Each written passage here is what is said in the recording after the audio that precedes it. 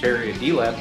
Today in the shop we have a repair as well as a modification to do on a Carvin Vintage 16 amplifier.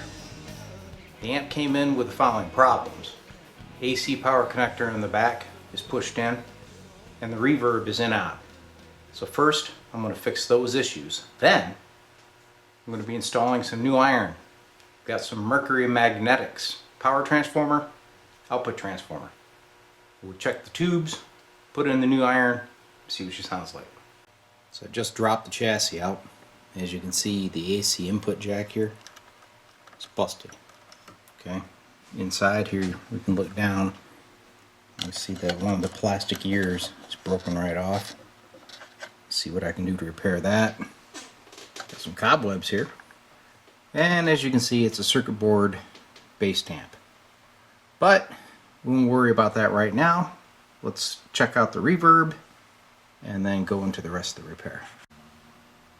So real quickly, I buzzed out from these connectors, the center conductors on these cables, and they're both good, which means the tank itself must have an open coil. So let's see if we can fix it.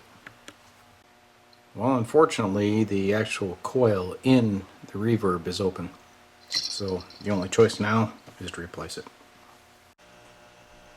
Here's our defective reverb. Have the new reverb hooked up that came in from Carvin today.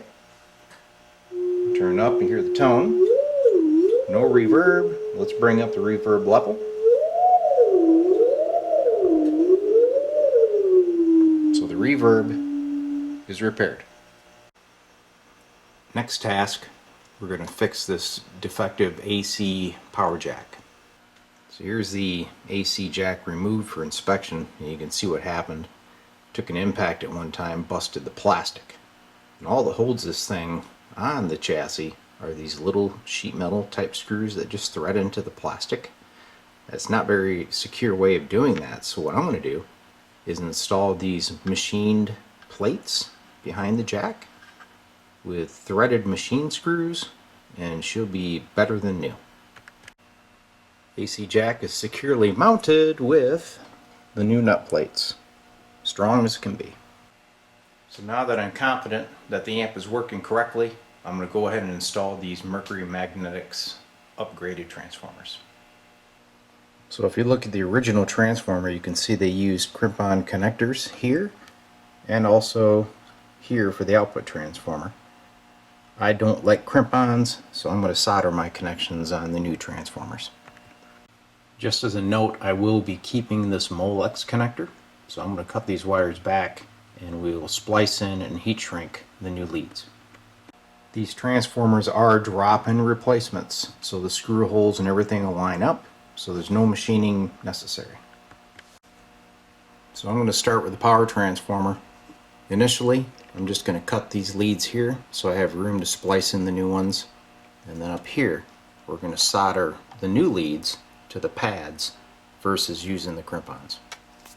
Mission accomplished. The Mercury Magnetics transformers are installed. Let's look at the bottom side. So as I said, I spliced into the original cabling going to the Molex connector. Everything else is soldered. Tubes checked good, bias is set. She's ready for the final test. So the Carvin Vintage 16 has a new life ahead of it with Mercury Magnetics iron and a new reverb. So the owner's coming over to get it tomorrow. I hope you enjoyed the video and hope this makes it easier if you decide to do the same thing.